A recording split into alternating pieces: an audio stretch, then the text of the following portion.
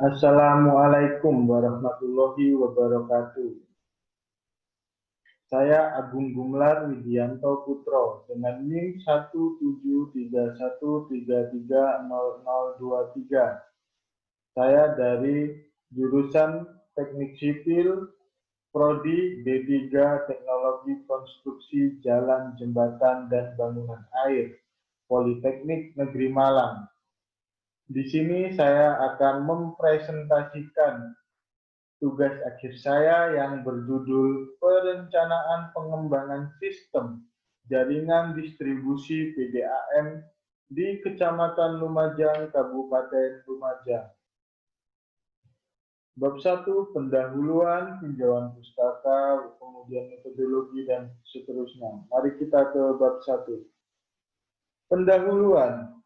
Kecamatan Lumajang terletak di Kabupaten Lumajang. Kecamatan Lumajang terletak pada 37,25 lintang utara, 8,7 lintang selatan, 122,05 lintang barat, dan 113,13 lintang timur. Dengan luas wilayah 30,26 km persegi dan berada pada ketinggian 51 meter di atas permukaan laut. Sejauh ini, masyarakat di Kecamatan Lumajang tidak semua bisa merasakan fasilitas air bersih, terutama pada Desa Boreng, Desa Denok, Desa Blukon, dan dapat diketahui bahwa sebesar 28,08% daerah di Kecamatan Lumajang kurang mendapat fasilitas air bersih. Adapun rumusan masalah sebagai berikut. Berapa proyeksi jumlah penduduk di Kecamatan Lumajang, Kabupaten Lumajang pada tahun 2029? Berapakah dimensi pipa jaringan air bersih untuk memenuhi kebutuhan air di Kecamatan Lumajang? Berapakah dimensi reservoir air bersih untuk melayani kebutuhan air di Kecamatan Lumajang? Berapakah rencana anggaran biaya perencanaan air bersih di Kecamatan Lumajang? Adapun batasan masalah sebagai berikut. Dalam hal ini akan dibahas pekerjaan yang dilakukan meliputi perhitungan proyeksi penduduk, debit kebutuhan, dimensi pipa distribusi, desain reservoir, dan rencana anggaran biaya. Dalam kajian ini tidak membahas aspek ekonomi dan penelitian kualitas air, tidak membahas metode pelaksanaan pekerjaan, tidak menghitung struktur jembatan.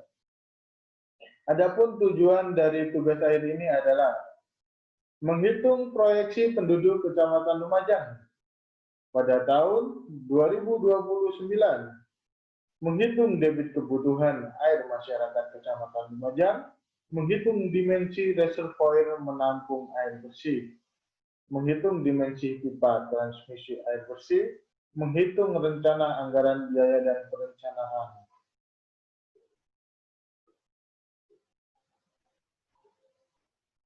Bab 2. Tinjauan pustaka. Tinjauan pustaka adalah sebagai berikut. Langsung saja ke bab 3. Bab 3. Metodologi. Metodologi. Di sini ada bagiannya. Dimulai dari pencarian data penduduk, pencarian data debit, data topografi, dan HSPK, harga satuan bahan. Kemudian proyeksi penduduk. Dari data penduduk itu kita proyeksi dan kita analisa kebutuhan dimensi dan domestik. Dari data debit kita analisa debit, dari data topografi kita bisa membuat skema jaringan, dari harga satuan kita bisa menganalisa satuan pekerjaan. Metode perencanaan mengumpulkan data, perhitungan debit, sumber air, perhitungan volume reservoir. Data perencanaan. Ini adalah letaknya ya di Kecamatan Lumajang di sini. Dan ini peta topografinya. Ini skema jaringan PDAM sebelumnya. Dan ini data penduduk dan fasilitas. Langsung kita lanjut ke bab 5, analisis data.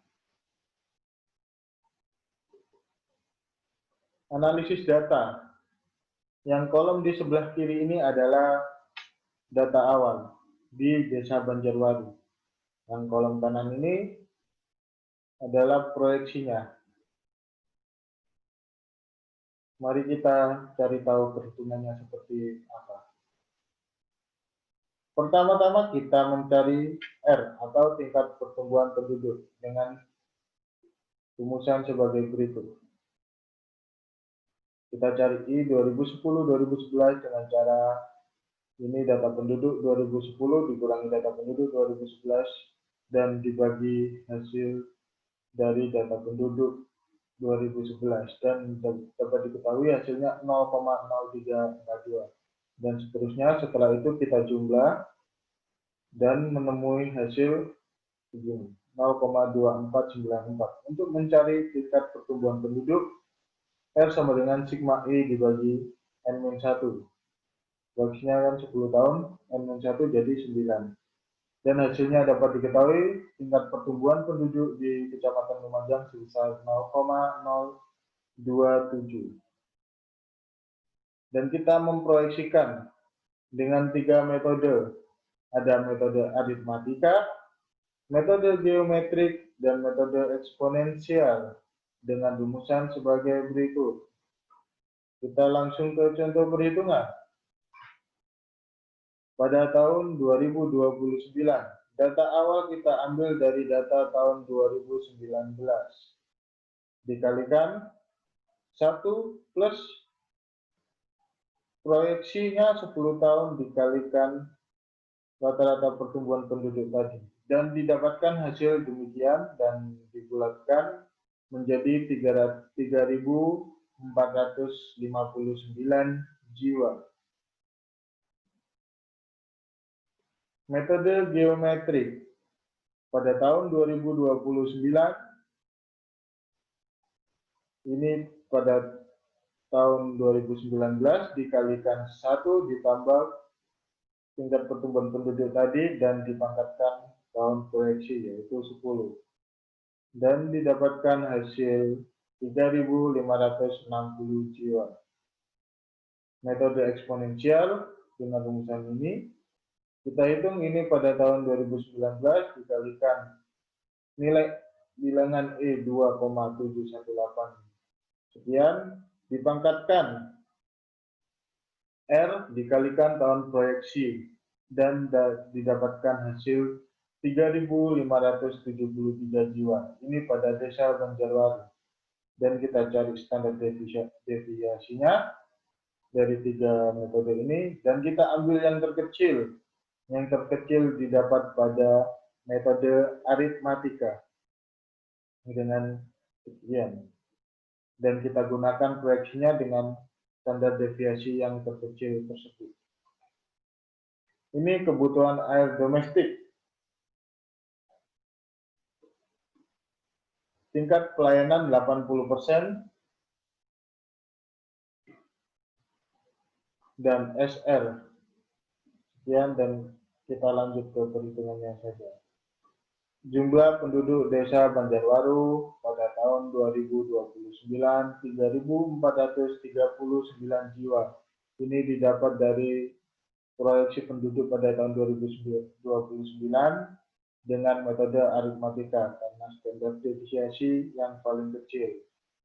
Tingkat pelayanan target 80% dan klasifikasi kota kecil atau kecamatan. Sambungan rumah atau SR kita ambil 100 liter per jiwa per hari. Ini sesuai dengan kebutuhan air non-domestik dari DPU Dirjen Cipta Karya tahun 2010. ini hidran umum atau keran umum juga dari kebutuhan air non-domestik juga. Tingkat pelayanan 80% dikali jumlah penduduk. Dan dapat dilayani jumlah penduduk adalah 2.787 jiwa dari 3.439 jiwa. Sambungan rumah. Penduduk yang terlayani dikali 100 dibagi 24 ini jam dikali 60 menit dikali 60 detik. Dan hasilnya SL yaitu 3,203 liter per detik. Penduduk untuk hidran umum, penduduk yang terlayani dikali 30, dikali ini sama seperti SR, dan didapatkan hasil 0,961 liter per detik. Untuk kehilangan air, yaitu SR plus HU dikali 20%, dan didapatkan 0,0833 liter per detik. Dan kita mencari KID, yaitu dengan cara sambungan rumah ditambah keran umum atau hidran umum ditambah kehilangan air, dan didapatkan 4,996 liter per detik. Dan ini adalah fasilitas. Ini jumlahnya, kita mencari ini. Kita memakai konsumsi kebutuhan air sarana dan prasarana dari DBU Dirjen Cipta Karya dengan konsumsi kesehatan, kebutuhan airnya 240 liter per orang per hari, dan pemakaiannya untuk 300 orang. Ini adalah JPM, yaitu jam puncak maksimum, dan HPM itu harian puncak maksimum. Kita langsung saja memproyeksikan fasilitas, yaitu kita ambil contoh sebagai berikut. Ini contohnya untuk sekolah.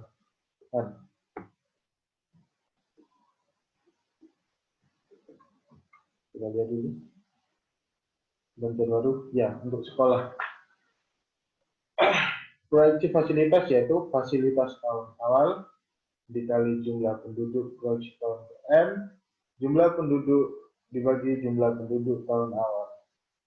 Nah, proyeksi fasilitasnya di awalnya yaitu 5 dikalikan proyeksi jumlah penduduk yang didapatkan demikian, dan dibagi jumlah penduduk tahun awal.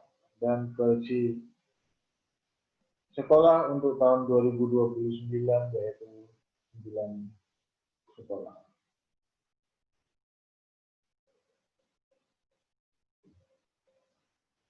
Untuk perhitungan fasilitas sekolah di Desa Benjerwali. Jumlah fasilitas 9, kebutuhan air yang dari Dirjen Cipta Karya tadi yaitu 25 liter per orang per hari untuk pemakai 250 orang. Kita cari QND dengan rumusan berikut.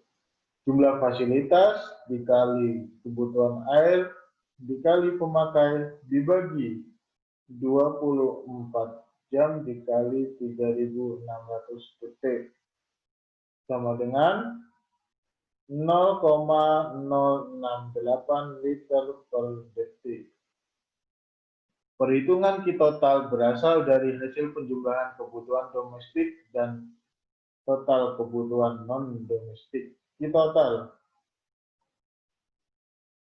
yaitu 136,481 ditambah 5,059 dengan hasil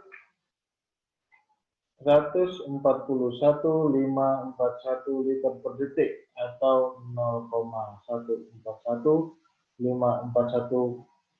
meter kubik per detik. Ini adalah debit kebutuhan total untuk Desa Banjarwari. Ini faktor penggunaan airnya. Ini FHM, ini FJP. Kita FHM dan FJP kita ambil dari fluktuasi kebutuhan air, sumber pedoman penyusunan perencanaan teknis. Dan didapatkan total formal 0,296, total FHM 0,34, dan total FJP 0,5180. Ini adalah skema jaringan, dan ini node pipa. Kita mencari dimensi ya. Pertama kita menentukan penamaan pada jaringan pipa di tiap awal dan di akhir node. Yang selanjutnya kita menentukan elevasi tanah di tiap titik node. Apabila demikian maka dapat dilakukan interpolasi kontur dengan cara sebagai berikut. Kita ambil contoh pada node 6. Node 6. Datanya demikian rupa. Ini datanya sudah saya ketik dan elevasi terendah dapat diketahui 87,5 meter. Elevasi tertinggi 100 meter. Ketinggian Y yaitu jarak titik ke elevasi terendah 84,621 dan X 514,317 meter jarak dari titik ke elevasi tertinggi. Node 6 dapat kita cari elevasinya dengan elevasi terendah ditambah jarak elevasi terendah ke titik dibagi delta H dikali elevasi tertinggi dikurangi elevasi terendah. Dan node 6 memiliki elevasi 89,27 meter. Menghitung beda tinggi delta H node 6 ke 7 elevasi awal dikurangi elevasi akhir dan didapatkan beda ketinggian 1,25 meter. Selanjutnya kita memasukkan data panjang atau jarak tiap node. Memasukkan data debit untuk tiap daerah layanan untuk pipa 12 itu sudah ada dikarenakan adalah pipa awal setelah reservoir, maka debitnya sebesar 296 liter per detik atau 0,296 meter kubik per detik.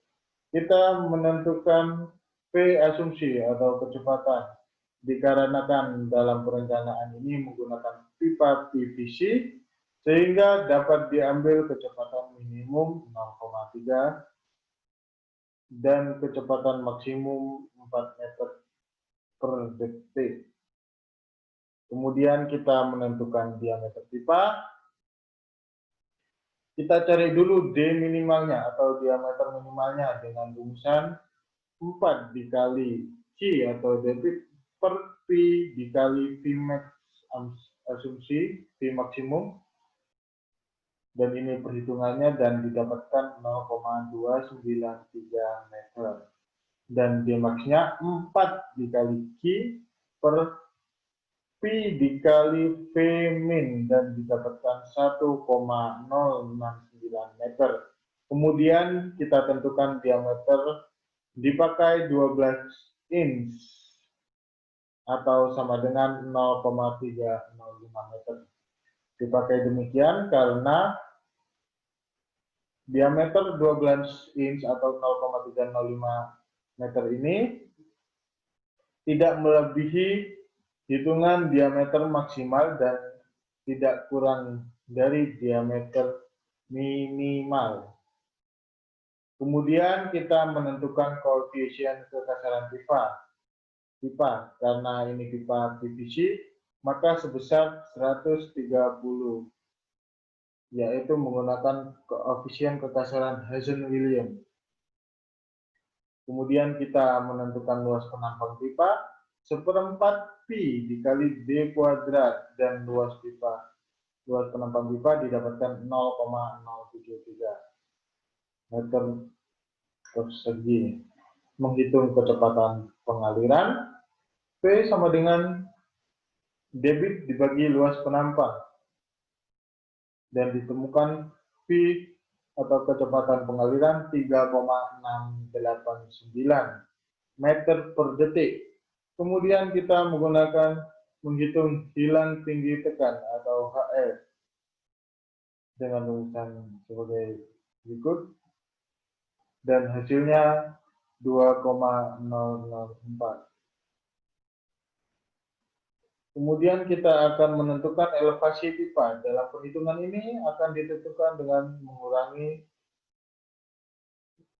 misal elevasi tinggi energi pada aliran sumber ke pompa menggunakan persamaan Bernoulli. Z1 plus P1 per gamma plus P1 kuadrat per 2G sama dengan Z2 ditambah P2 per gamma plus P2 kuadrat per 2G ditambah HF. Pada bagian hulu, kita dapat menggunakan perhitungan rumus kiri.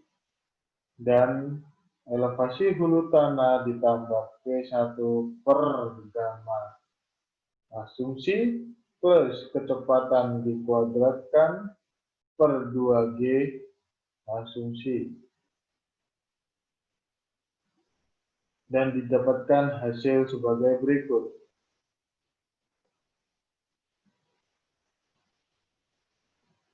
Kemudian kita menghitung sisa tekan. P2 per gamma sama dengan sebagai berikut, dan didapatkan sisa tekan 2,940 meter. Karena nilai sisa tekan harus berkisar 10 meter dan kurang dari 100 meter, maka harus diberikan daya dorong pompa yang mencukupi untuk mengalirkan air sampai titik terjauh. Jadi diputuskan untuk menambahkan pompa Panasonic GP200G-XK pada reservoir dengan kapasitas daya dorong sebesar 18 meter. Jadi sisa tekan di node 1 sampai 2 sama dengan 18 dan sekian, dan didapatkan sisa tekan 20,940 meter. Kontrol debit dan kecepatan. Debit memenuhi apabila debit hitung lebih besar atau sama dengan pada saluran sumber ke pompa memenuhi, sebab dihitung sama dengan Q rencana. Dan ini rumusannya, kecepatan dikali luas penampang 0,15, dan dihitungnya Q rencana 3,689 dikali 0,073 sama dengan 0,269, dan memenuhi. Untuk V memenuhi apabila berada di rentang P minimal atau kecepatan minimal, dan di antara kecepatan minimal dan kecepatan maksimal. Pada saluran sumber ke reservoir nilai V memenuhi, sebab Vmax lebih besar dari V hitung dan V hitung lebih besar dari V minimum. Nah, ini untuk V hitungnya. Ini V hitung.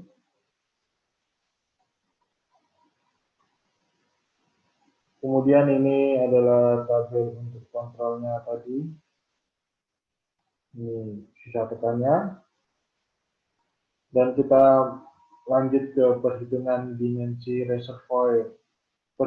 Pertama-tama yang kita hitung yaitu perhitungan jumlah pemakaian. Jumlah pemakaian sama dengan jumlah jam dikali persen pemakaian per jam.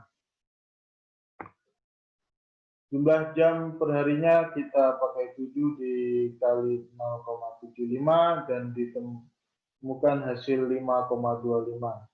Kemudian kita hitung suplai per jamnya. 100% dibagi 24 jam jadi 4,17% per jam. Perhitungan jumlah suplai yaitu jumlah jam dikali jumlah suplai per jam. Dan ditemukan 29,17%. Perhitungan surplus dan defisit sama dengan surplus sama dengan jumlah suplai dikurangi jumlah pemakaian. Dan didapatkan hasil 23,92%. Perhitungan presentasi volume reservoir, yaitu volume reservoir dalam persen sama dengan jumlah surplus plus ditambah jumlah defisit dibagi 2. 27,67% ditambah 27,67% dibagi 2 sama dengan 27,67%. Maka reservoir harus dapat menampung 27,27% tadi. Dan kita misalkan panjangnya 8 meter, lebar 7,5 meter, dan tingginya 5 meter.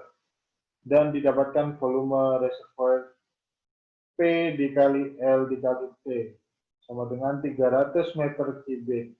Dan itu sudah memenuhi dari 27%, 27, sekian persen tadi.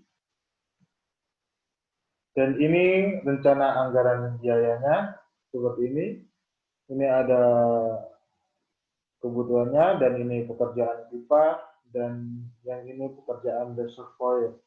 Dan rekapitulasi anggaran biaya.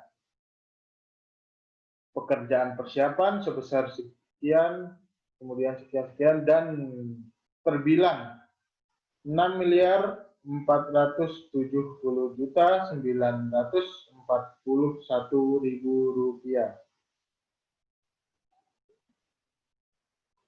Pada tugas akhir ini didapatkan kesimpulan sebagai berikut. Jumlah proyeksi penduduk Kecamatan Lumajang pada tahun 2029 diperkirakan sejumlah 94.487 jiwa. Pembangunan jaringan distribusi air yaitu menggunakan pipa PVC dengan 3 macam ukuran diameter, yaitu 12 inci untuk memenuhi kebutuhan debit sebesar 296 liter per detik dan 8 inci untuk memenuhi kebutuhan debit sebesar 124,767 liter per detik, serta yang ketiga 6 inci untuk memenuhi kebutuhan debit sebesar 41,474 liter per detik. Untuk dimensi reservoir yang sesuai sebesar 8 meter dikali 7,5 meter dan dikali tinggi 5 meter. Dikarenakan harus menampung volume sebanyak 27,67% dari debit sumber. Dengan dimensi sekian, maka reservoir dapat menampung 300 meter kubik. Dan yang terakhir, kesimpulannya yaitu anggaran biaya yang diperlukan untuk perencanaan ini sebesar 6.470.941.000 rupiah. Dan ini gambar potongan melintang, diameter 12, diameter 8, diameter 6. Ini potongan memanjang, dan yang ini dena reservoir. Sekian presentasi yang dapat saya sampaikan, kurang lebihnya kata maupun tingkah laku saya baik disengaja maupun tidak sengaja, mohon dimaafkan apabila ada kekurangan. Sekian, terima kasih. Wassalamualaikum warahmatullahi wabarakatuh.